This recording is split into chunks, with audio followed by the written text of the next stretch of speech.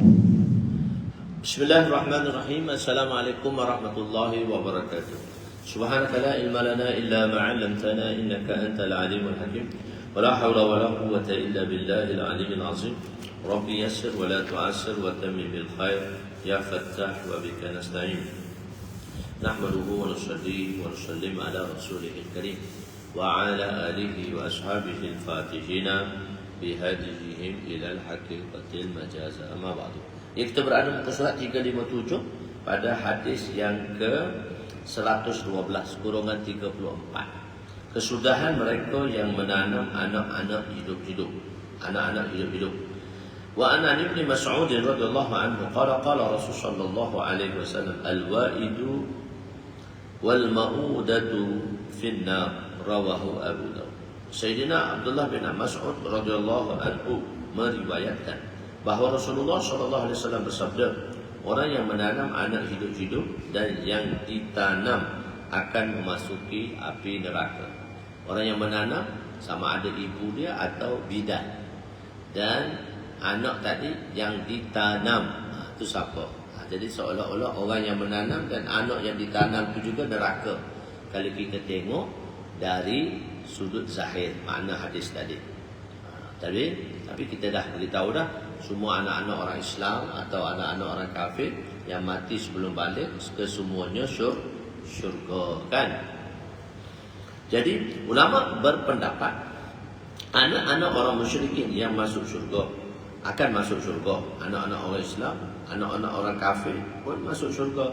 Mereka mengatakan jadi anak-anak akan masuk syurga, tak kira lah anak orang Islam ke anak orang balik ke, kalau mati sebelum balik akan masuk syurga. Jadi hadis ni terpaksa ditafsirkanlah sedikit, diserahkan, dinyatakan sedikit atau ditakwilkan. Iaitu mereka menyatakan bahawa al-wa'idah tu bukan ibu tu yang melahirkan anak tadi. Al-wa'idah tu ialah bidan.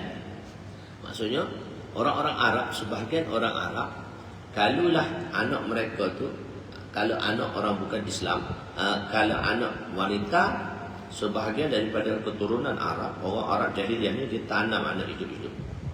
Kalau anak wanita, sebab tu dia pesan, kalau beranak wanita terus tanam. Ada kaum yang macam tu. Semua Nabi SAW datang dan Nabi SAW memuliakan orang-orang wanita, kaum-kaum wanita. Jadi kaum wanita ni dimuliakan oleh Allah Subhanahu Wa Taala dan oleh Nabi sallallahu alaihi wasallam. Dulu tidak ada nilai. Sebab apa? Bila beranak anak perempuan terus tanam. Ada satu golongan di kalangan orang Arab, mereka perangai ni macam tu. Tak semua, tapi sebahagian golongan kaum Arab, mereka tak suka anak perempuan dan mereka tanam. Jadi al-wa'idah ni bukan ibu yang melahirkan tu, tapi bidan. Bidan tu bila nak sambut anak adalah bidan. Bidan yang sambut. Kalau tengok anak perempuan, bidan tu terus tanam. Terus tanam maksudnya bukan keluar tu terus tanam lah. Maksudnya dalam proses lah untuk tanam anak hidup-hidup. Dia berkata al-wa'dul banat. Al-wa'dul banat. Waw alif dah. Al-wa'dul banat. Maknanya bukan al-wa'du, bukan ain. Al-wa'du tu berjanji. Al-wa'du menanam anak hidup-hidup. Wa'dul banat menanam anak hidup-hidup. Jadi dia diarahkan oleh keluarga perempuan ni, oleh keluarga yang melahirkan anak ni, siapa maka dia sanggup buat macam tu. Maka al-wa'idu bukannya ibu yang melahirkan anak, tapi bidan yang membidani untuk lahirkan anak. Dipaksa, diarah untuk menanam anak perempuan yang dilahirkan. Dan al-mau'udah tu kalau kita tengok isim maf'ul menunjukkan kepada anak yang dilahirkan, iaitu perempuan yang melahirkan. Al-mau'udah ialah perempuan yang melahirkan anak tersebut, bukan anak itu, dan juga dimasukkan ke dalam neraka. Hadis ini dimahmulkan ataupun dihukumkan. Amal itu maksudnya dihukumkan pada permulaan Islam. Di mula-mula Islam, lepas tu Nabi bersabda lain. 5 perkara yang ditetapkan oleh Allah kepada makhluknya. Ajib, 5 perkara. Wa an Abi Hurairah radhiyallahu wa an Abi Darda radhiyallahu anhu qala Rasul sallallahu alaihi wasallam inna Allah azza wa jalla faragha ala kulli abdin min khalqihi min khamsin min ajalihi wa amalihi wa madja'ihi wa asarihi wa rizqihi. Rawahu Ahmad.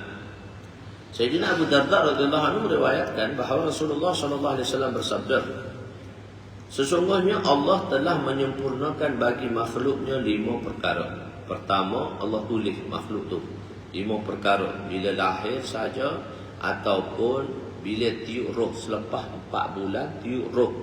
Anak tu, baby tu dalam kecil tu dah ada jantung apa semua, tapi roh tak ada lagi. Jadi selepas 4 bulan baru tiup roh.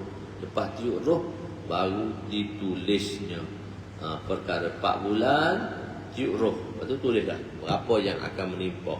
Pertama, bilakah mati dia? Ajal dia bila? Kita semua ni bila lahir dah ditulis dah ajal dia. Bila? Amalnya, banyak mana amalnya yang akan dilakukan oleh orang tadi? Banyak mana? Anak yang lahir tadi. Tempat tinggalnya, mana dia tinggal? Malaysia ke, Saudi ke, Amerika ke, dia tinggal mana? Dia tulis tak? Dan pergerakannya, pergerakan dia, mana pergerakan dia, mana dia akan pergi, mana dia akan belajar, semua sekali. Dan yang kelima, rezekinya. Rezekinya juga telah ditulis. Penerangan faragha ni tidak digunakan huruf ilah. Faragha ni dia dalam kaedah nahwu lah. Faragha ni dia tak guna dengan huruf ilah, tapi dia guna dengan huruf li, huruf jar. Faragha li kulli abdin. Kalau faragha ila kulli abdin, sebenarnya ilah tak guna. Kalau guna ilah dia akan satu ibarat mahzuf. Faragha muntahiyan ila kulli abdin. Ataupun pendapat kedua, huruf jar boleh menggantikan tempat satu sama lain. Pendapat ketiga mengatakan perkataan faragha juga boleh disilahkan dengan huruf ilah, kerana ini adalah pendapat sahibul khamas. Ila kulli abdin boleh juga. Tapi kalau tengok kalau dari segi umum bahasa dia tak betul, tak kena. Ada satu firqah, ada satu golongan mengatakan Allah tidak melakukan apa-apa dah, sebab bergantung kepada hadis ni apabila Allah selesai menentukan, bila Allah selesai, Allah menyempurnakan, Faragha ni menyempurnakan dan selesaikan semua ketentuan makhluk, maka pekerjaan diserahkan pada malaikat. Allah tak buat apa orang, dia kata Allah dah selesai dah, diserahkan malaikat. Mereka berdalilkan hadis inilah. Sedangkan bukan maksud hadis ni. Hadis ni bukan bermaksud Allah tu tak melakukan sesuatu. Tidak.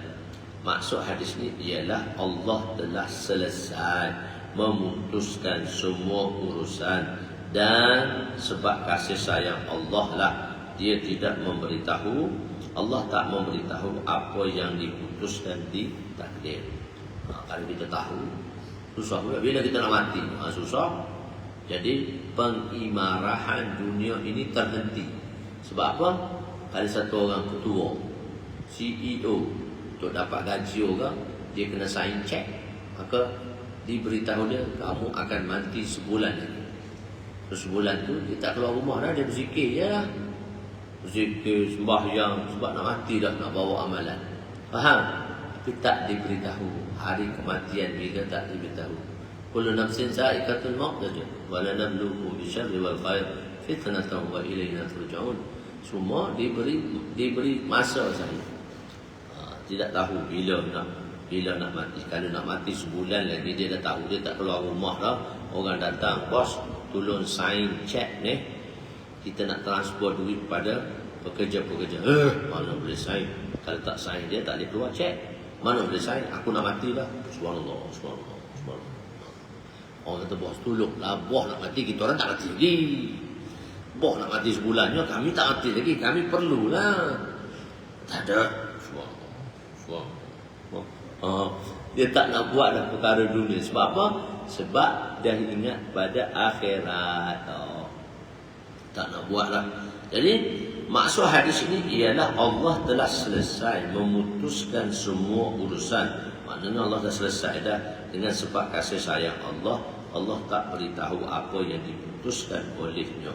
Kalau Allah memberitahu kita keputusannya, maka banyak pekerjaan yang tidak dapat dilakukan kerana ketakutan atau kebimbangan, atau hanya berusaha, atau hanya berserah sahaja. Disebabkan tidak mengetahui bilakah kematian, maka kita akan terus berusaha. Kita kan berusaha, bukan kita menentukan. Tadi kita dah beritahu. Jadi jika tidak mungkin kita akan terus beribadat, maka rosaklah urusan pengimarahan dunia. Untuk tidak mengetahui bila waktu kematian itu ialah satu nikmat yang besar. Allah tak beritahu kita, itu satu nikmat besar. Semua ini dilakukan oleh Allah. Firqah, tulis sikit-sikit je, sebab dalam kitab tu dah ada dah. Tulis apa betul-betul, nombor semua nak tulis. Tak dengar pula ustaz mengajar. Kena faham ustaz mengajar. Tulis tu hak penting, sebab dalam kitab dah ada semua kan. Tak ada dalam kitab saja tulis. Okey, ada taubat sikit. Okey. Satu firqah batin yang mengatakan Allah mencipta akal. Ni dia panggil ulama falsafah, ulama mantik. Aristotle, Aflatun. Kalau kamu suka baca pemikiran tu, ni orang-orang falsafah dan logik. Dia kata apa? Dia kata Allah mencipta akal awal. Lepas tu akal awal cipta langit. Lepas tu Allah mencipta akal kedua. Lepas tu langit kedua. Allah mencipta akal ketiga, langit ketiga. Allah mencipta akal keempat, langit keempat.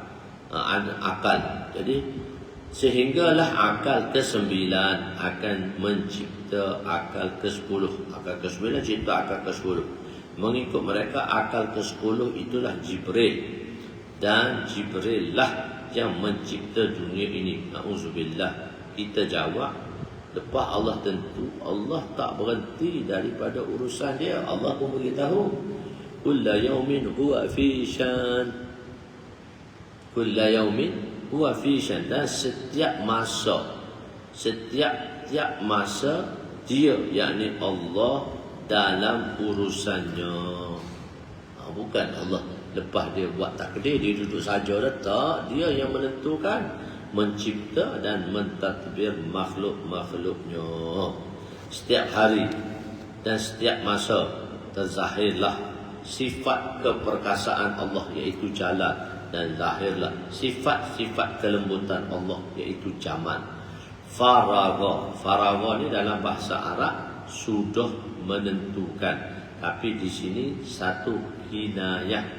Faraga di sini maksud kinayah, iaitu adamut taghayyur. Maksudnya hak tulis tu tak boleh ubah. Bukan selesai itu selesai, tapi selepas tulis tak boleh ubah. Tapi ada juga boleh ubah. Qada muallaq, qada mufrad tak boleh ubah dah. Qada muallaq boleh ubah. Dan boleh ubah, Nabi kata apa dia? Doa mengubah takdir. Doa boleh memanjangkan, sedekah boleh memanjangkan usia. Ada juga boleh berubah. Jadi yang tak banyak lah. Jadi maksudnya yang tak ditulis, adamu taghayyur, iaitu apa yang ditulis ia tidak akan berubah. Merujuk kepada takdir mubram yang tak boleh ubah. Amal baik atau buruk, diam dan bergerak, macam mana diam dan bergerak, semuanya ditulis oleh Allah. Marji'ahu memberi makna athar, iaitu makna dia bermusafir. Allah tahu orang ni mana dia nak musafir. Mana dia nak musafir selepas ni, nak bermusafir ke lana. Dia dakwah ke mana-mana lah, percutian ke. Jadi Allah tahu. Dan satu lagi, madji' tadi juga memberi makna kubur, dan asar memberi makna neraka. Ganjaran pahala dan dosa telah ditulis, rezeki dan makanan juga telah ditulis. Ada dua jenis rezeki, satu rezeki zahir, satu rezeki secara maknawi. Rezeki zahir seperti kita yang kita lihat, makan, kenderaan, kediaman, harta benda, tempat tinggal. Dan rezeki maknawi ialah akhlak yang baik atau akhlak yang buruk. Kebajikannya, sifat takwanya dan sebagainya. Ilminya, kualitinya, dan kaifiyah, caranya pelaksanaan tadi, kedua-dua telah ditetapkan. Senang untuk mendapat rezeki, susah mendapat rezeki bila mana ilmunya, banyak mana ilmunya, dan kurang semuanya telah ditulis. Maksudnya Allah Ta'ala dengan setiap hari berada dengan urusannya. Bukan Allah duduk saja lah, lepas dia cipta Jibril dia duduk saja. Tak, Allah dengan urusan dia pada hamba-hambanya setiap hari. Mereka yang membahaskan takdir akan disoal pada hari kiamat. وعن عائشة رضي الله عنها قالت سمعت رسول صلى الله عليه وسلم يقول من تكلم في شيء من القدر سئل عنه يوم القيامة ومن لم يتكلم فيه لم يسأل عنه. رواه Ibnu Majah. Okey.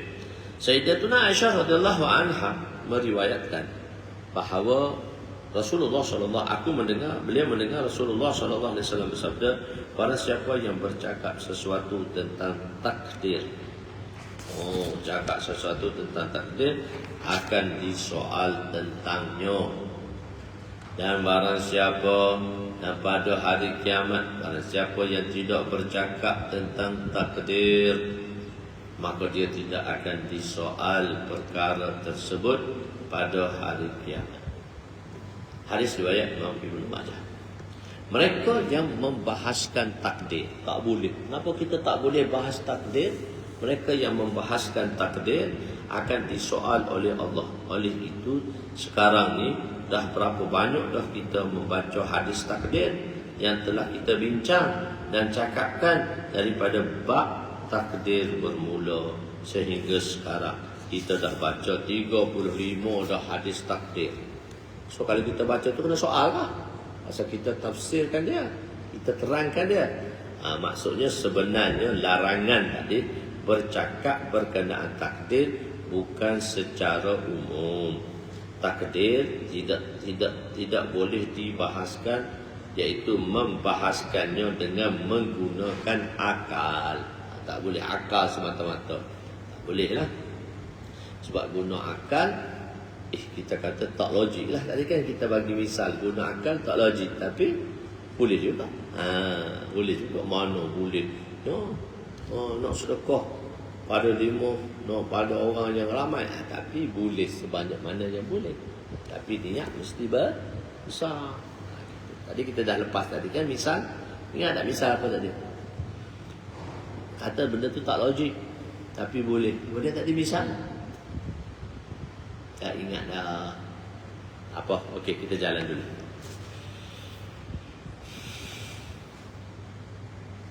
Mereka yang membahaskan takdir. Jadi kita dah baca hadis takdir sampai 35 dah.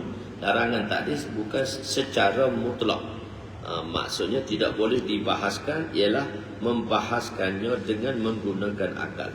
Perbahasan yang bersandarkan kepada Quran dan hadis dibenarkan. Jadi kita bahas tadi dengan sebab hadis, tak apalah.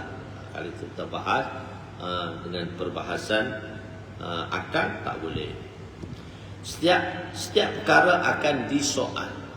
Kenapa setiap benda akan disoal? Jadi pemberitahuan ni akan disoal ialah sebagai penekanan dan dikhususkan kepada takdir ini ialah sebagai satu ancaman. Contohnya, satu orang dia tak pernah masuk kawasan tu. Lepas dia masuk, maka jaga tu kata apa? Kenapa kau masuk? Satu kawasan dah larangan dah. Lepas tu orang tu masuk, tak payah cakap lah, angkat lah. Dia tanya, kenapa kau masuk? Sedangkan dah tahu dah tak boleh masuk. Begitu. Jadi begitulah. Jika pertanyaan di sini bukan pertanyaan tapi satu taubih macam masuklah kau nanti kena. Gitu. Oleh itu mereka yang tidak mendapat taubih ialah orang yang berjaya, dan mereka yang ditaubihkan akan menerima nasib. Jadi kalau kita pergi, kita balik luar negara, kita bawa balik barang-barang, maka kita kena lalu apa dia? Custom. Faham? Kita kena lalu custom. Sebelum lalu immigration, kita lalu immigration, lepas tu kita lalu custom. Immigration dia cop pasport je, custom dia cek barang kita. Kalau kita balik umrah, kita pun tolak je, tak cek. Jalan. Lepas tu kita tengah balik jalan, dia shock. Okey ustaz, tepi. Bila dia dah mula cek, mula periksa, panjanglah. Ada apa? Kain. Daripada mana? Vietnam. Dia tanya sosok lah. Berapa banyak beli? Beli untuk ustaz-ustaz dia ni. Yalah, ustaz-ustaz pun beli dia dah. Macam-macam dah situ. Ni, kena tax ni. Berapa? Mana tengok resit? 3,000. Tax 10% ni. Kena bayar 300 ni. Tak boleh. Lepas tu dia kata, okey lah, dia bicara RM50 kena bayar. Immigration, custom dia akan tanya kita. Sebab apa dia tanya kita? Bila dia tanya, susah lah. Kalau tak tanya, jalan. Begitu juga di akhirat nanti. Kita akan dihisap.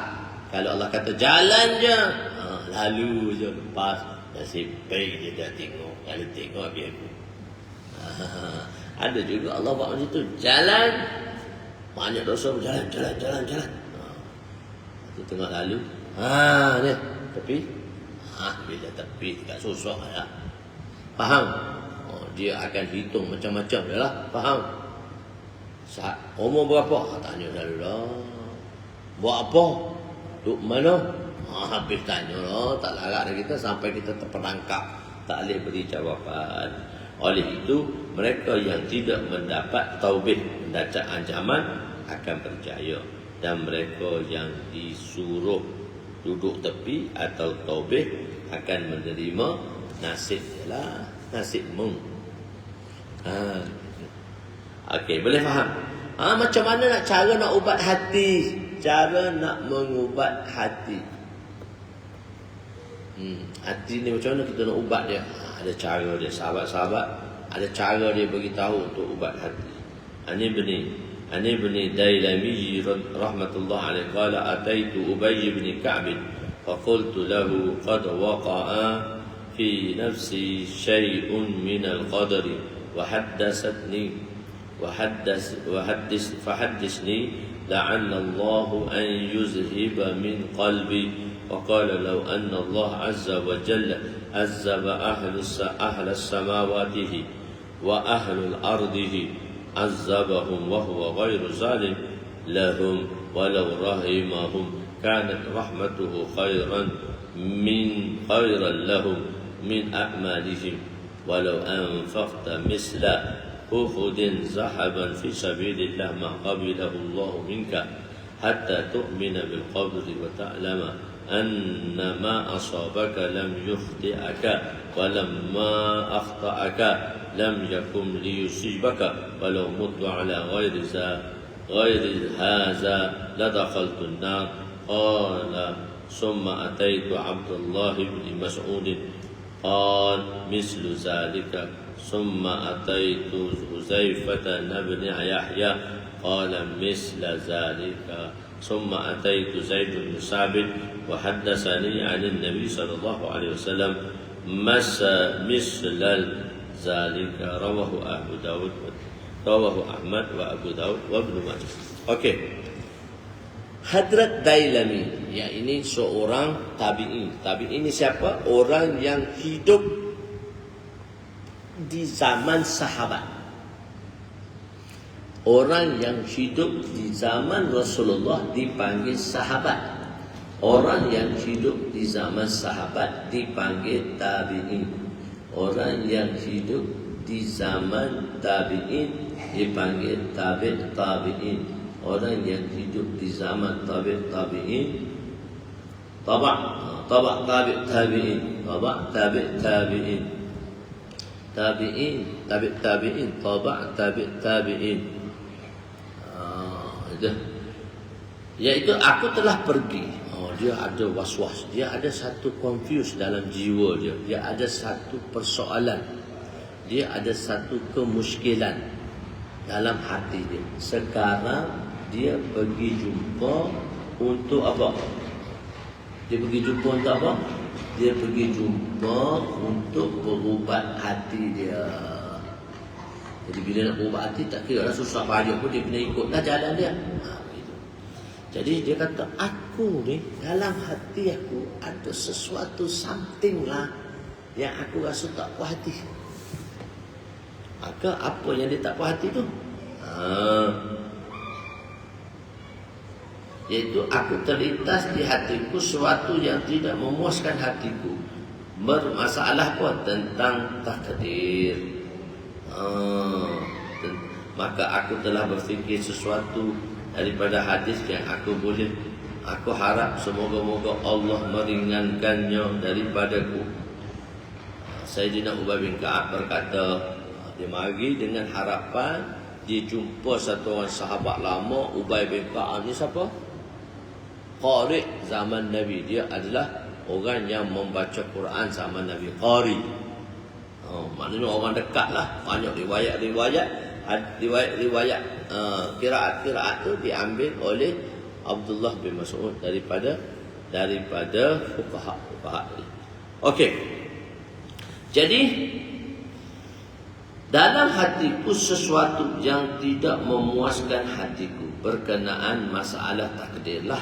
Maka aku telah berfikir sesuatu daripada hadis yang aku boleh mengharapkan. Aku harap semoga-moga Allah menghilangkan daripada hatiku. Sayyidina Ubay bin Ka'ab berkata, jikalau Allah mengazab ahli langit dan bumi, maka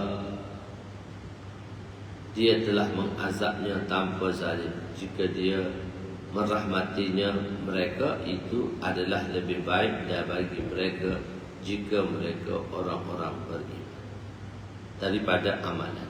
Jadi kamu menginfakkan, dia merahmati mereka, maka rahmatnya itulah lebih baik daripada emas sebesar gunung Uhud mensedekahnya kerana Allah. Allah tidak akan menerima daripada kamu sehingga kamu tidak beriman dengan takdir dan kamu yakini bahawa apa yang tertimpa ke atas kamu tidak akan terlepas daripadanya. Jika kamu mati dalam keadaan selain itu, maka pasti kamu akan memasuki neraka. Perawi berkata, kemudian Nabi SAW bersabda, wahai Abdullah bin Mas'ud. Kemudian dia pergi bertemu dengan Abdullah bin Mas'ud. Kemudian beliau juga berkata sedemikian. Kemudian dia pergi berjumpa Sayyidina Ali. Sayyidina Ali kata pun juga sedemikian. Dia jumpa belakang itu. Jadi dia pergi jumpa Huzaifah Al-Yamani. Dia juga berkata sedemikian. Kemudian aku bertemu dengan Zaid bin Sabit setelah memberitahu perkhabaran Nabi sedemikian. Macam tu. Okey, Abu Talhah ni Abu Dailami. Abu Dailami ni siapa? Nama dia Abu Ubaidillah Dahhak bin Fairuz Tabi'i. Hadis beliau diriwayatkan oleh orang Mesir dan beliau meriwayatkan hadis ini daripada bapanya, daripada keturunan Farsi yang menduduki kerajaan Himyar.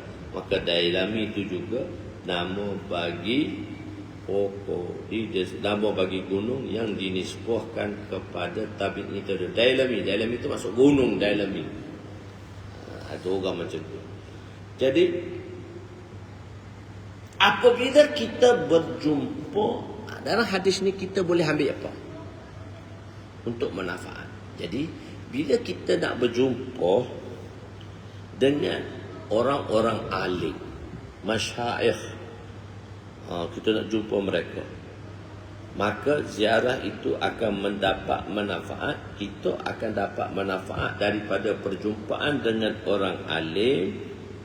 Kenapa? Jika kita mempunyai husnuzan, baik sangka, bagaimana yang dilakukan oleh Hadrat Ibnu Dailami. Moga-moga Allah menghilangkan dari hatiku ini ialah husnuzan daripada Hadrat Ibnu Dailami. Oleh itu sangat penting kita ada husnuzan kepada ulama dan hadis ilmu, ahli ilmu. Jika tidak, kita sendiri yang akan merugikan dan tidak mendapat manfaat. Maksudnya dia pergi jumpa semua, setiap orang nak dengar nasihat. Apa nasihat dia? Nak baiki hati dia. Dan empat tadi jawab semua sama, macam seolah berjanji nak jawab sama. Empat tadi. Cuma Huzaifah Al-Yamani, beliau kata, aku dengar hadis, kemudian aku bertemu Zaid bin Sabit. Zaid bin Sabit itulah memberitahuku perkhabaran sedemikian. Zaid bin Sabit. Maknanya dia tanya jugalah sahabat-sahabat. Sebab kalau dia tak jumpa dengan sahabat, macam mana dia nak bertanya? Dia tak jumpa dengan Rasulullah, macam mana dia nak berjumpa dengan sahabat? Kalau dia tak jumpa dengan sahabat, macam mana dia nak jumpa dengan Nabi? Maksudnya ada kaitan. Jadi jumpa dengan Nabi itulah dipanggil sahabat, dan sahabat yang berjumpa dengan tabi'in itu panggil tabi'in. Mana dia makin kurang lah. Jadi cara macam mana nak ubat. Jadi bila kita pergi, macam mana kita nak dapat manfaat semasa pemergian kita tadi. Kita pergi dengan apa? Sangka baik.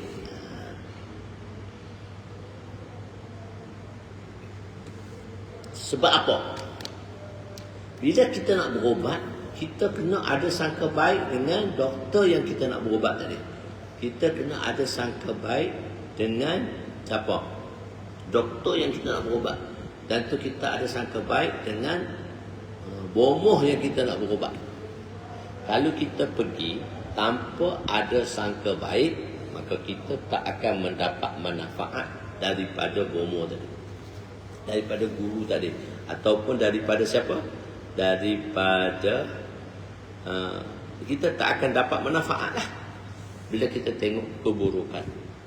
Jadi sebab itu kita pergi ni dengan tengok baik. Orang tu insya-Allah boleh bantu aku. Orang ni nak bantu aku. Lain kan? Misal datang A. Bila datang A, orang kata berubatlah dengan A. Misal contoh, berubatlah dengan A. Dia pun tengok. Berubat dengan A. Boleh no? Dia tidak ada husnuzon, maka tak payah berubat. Maka ubat tu tak ada kesan. Dia akan jadi tak kesan. Sebab apa tak kesan? Sebab dia telah berburuk sangka. Jadi orang yang kita nak minta tolong, kita buruk sangka dengan dia, maka tak ada kesan lah.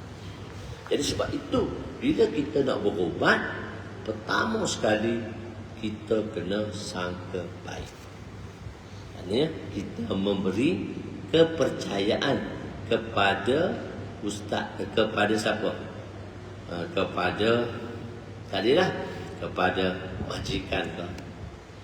Kita kena ada kepercayaan. Kepercayaan itu penting. Kalau semua nak soal belaka, semua nak berkira, susah. Kerja tak boleh buat. kerja tak akan jadi baik.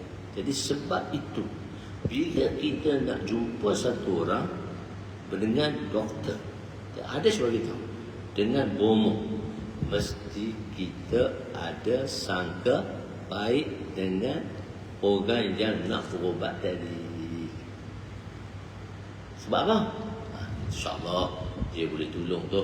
Kita ikhtiar. Kita tak, dia ni tak dia.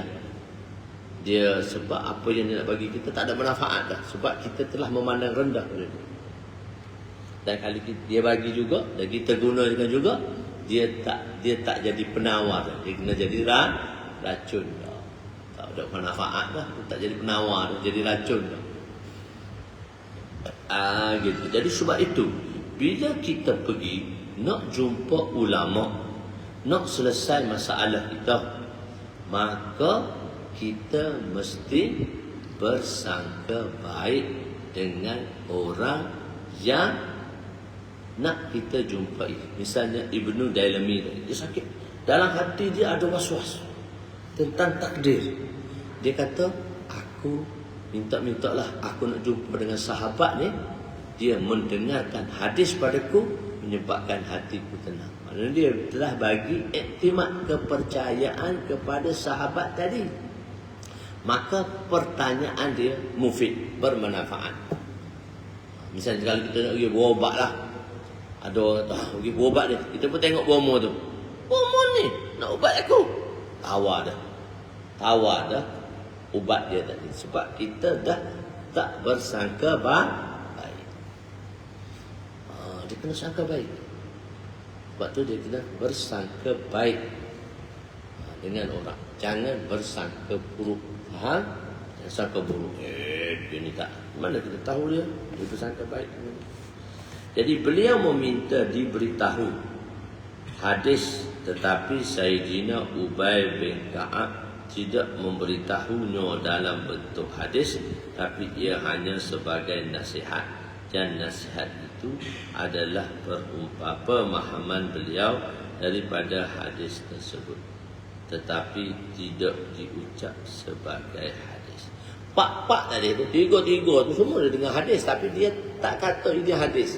Dia kata ini satu pendapat. Jadi dia beritahu satu benda yang mana bukan hadis, tapi dia kata beri manfaat. Benda ni tak sampai syirik pun, tak sampai kufur pun, tapi benda yang boleh membantu.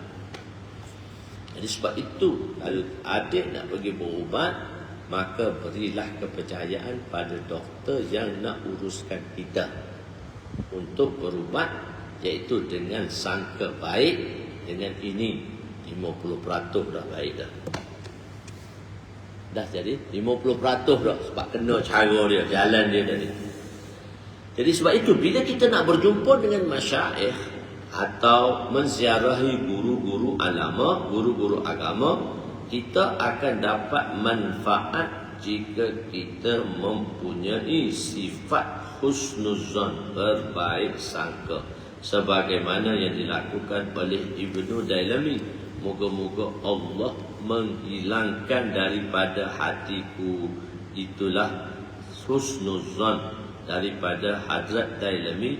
Oleh itu sangat penting kita ada husnuzan kepada ulama dan ahli agama dan ahli ilmu untuk kita temui. Jika tidak, maka kitalah yang rugi.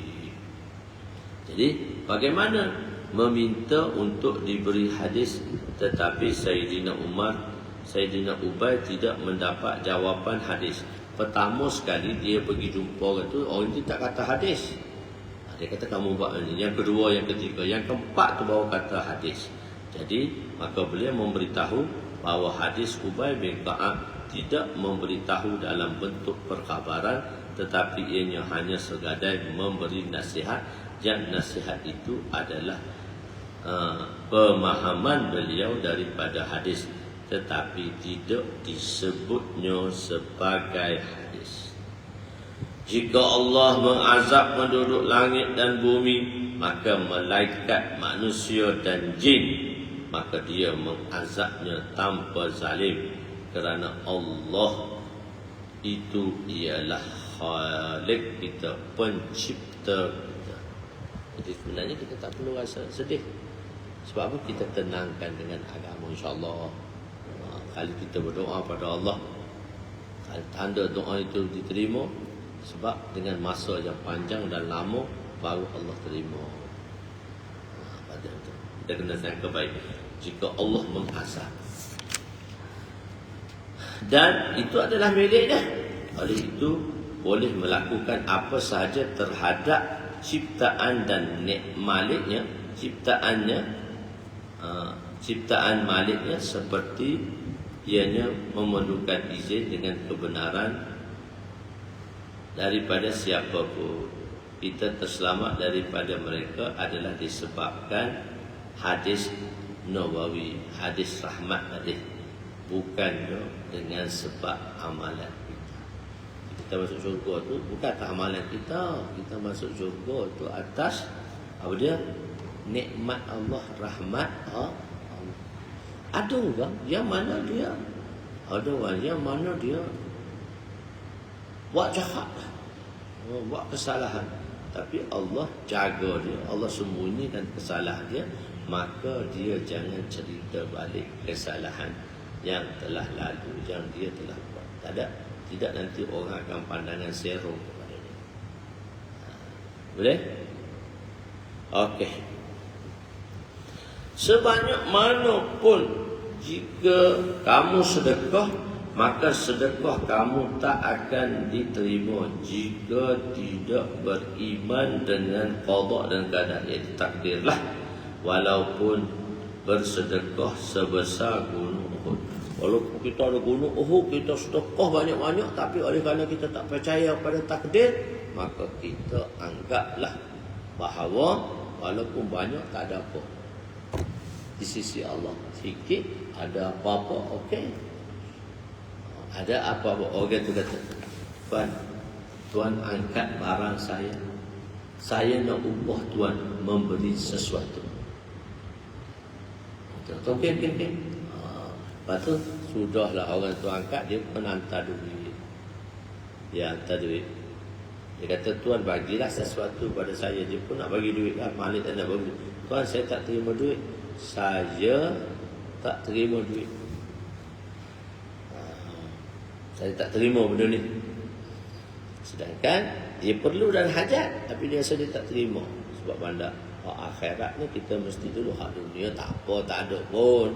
Panjang lagi masanya. Kalau tak mati hari ni, mati 1000 tahun lagi. Maksudnya bukan mati tu, umat manusia tu dalam 100 tahun. Mati tu tidak macam tu. Boleh banyak lagi, makin banyak pahala, makin banyak dapat dihasil. Jadi walaupun satu orang tadi, dia satu orang tadi, dia apa? Dia sedekah gunung Uhud emas. Besar mana gunung Uhud, tahu tak? Panjang dia, lebar dia 4 km. Panjang dia berapa? 8 km. Besar tu. Panjang dia 8 km. Jadi sebanyak mana emas yang ada pada kita, jika disedekahkan tak akan diterima bila kita berada di jalan mazhab yang salah. Jadi walaupun sedekah sebesar gunung Uhud ni, tinggi dia berapa? Tinggi Uhud 8 km daripada aras bumi lah. Dan gunung Uhud terletak di bahagian utara daripada Masjid Nabawi, berjarak lebih kurang 4.5 km. Panjang gunung itu, panjang gunung Uhud sebanyak 8 km. Lebar dia 2.3 meter. Dan tidak puncak 2 lebar dia tadi. Dan puncak ketinggian dia ialah 1077 kaki, bukan meter, kaki. Jadi walaupun dia mensedekahkan Banyak sampai berjuta-juta dia sedekah. Banyak. Kerana banyak tak tahu nak letak mana dia sedekah. Berjuta-juta. Walaupun disedekahkan emas banyak sebanyak gunung Uhud itu pun tidak akan diterima. Gunung Uhud itu pun tak akan terima. Walau sebanyak mana 1 triliun. 1000 juta. Emas pula ialah dikatakan sebagai duit takdir, yang mana harga dia 40 sen je. Jadi Allah yang memberitahu kedua-dua sahabat sebelum mafhum dan selepas mafhum daripada Nabi, tidak dinyatakan daripada riwayat hadis Nabi bahawa Sayyidina Zaid bin Sabit yang mengkhabarkannya sebagai riwayat hadis. Kadang-kadang para masyaikh tidak memberitahu sehingga kita tahu sendiri. Ini adalah sifat berjaga-jaga dan sifat takwa. Maksudnya tak semua orang. Okey. Seterusnya kita baca satu hadis pendek lagi. Bagaimana amalan Ibnu Umar ketika mereka yang tidak percaya menghadapi orang yang tak percaya dengan takdir? Macam mana? Wa an Nafi' radhiyallahu rahmatullah alaihi anna rajulan ata Ibnu Umar radhiyallahu anhu qala inna fulanan yaqra'u 'alaika as-salam faqala innahu balaghani annahu qad ahdasa fa in kana qad ahdasa fala tuqarribuhu minni as-salam. Qala sami'tu yaqulu Rasul sallallahu alaihi wasallam kaza yakunu fil yatim aw fi hadhihi al-ummah khasafun wa maskhun aw qazfun fi ahli al-qadar. Sayyidina Nafi' radhiyallahu anhu meriwayatkan bahawa seorang lelaki telah datang. Rafi' ni siapa? Abu Rafi' lah. Rafi' ni siapa? Dia adalah khadim Nabi. Sebabnya dia ada sama lah dengan Nabi. Orang nak datang jumpa Nabi, orang tu akan datang jumpa Nabi. Boleh melalui dia. Gitu. Jadi maka Sayyidina Abdullah bin Umar berkata, sesungguhnya aku telah diberitahu bahawa si fulan telah melakukan bid'ah. Orang tu sampai pada berita pada dia, orang tu buat bid'ah. Dan jangan kamu sampaikan salamku kepadanya, sesungguhnya aku mendengar Rasulullah sallallahu alaihi wasallam bersabda, akan berlaku pada umatku dan umat ini khasaf di tenggelam bumi, khasaf masah diubah dengan wajah-wajah yang lain, atau qazah dilontar dengan batu api neraka pada mereka yang menganggap takbir. Hadis ini ialah hasan dan riwayat. Contohnya, telah melakukan takbir bid'ah, iaitu seorang yang bercakap sesuatu bersalahan dengan takdir.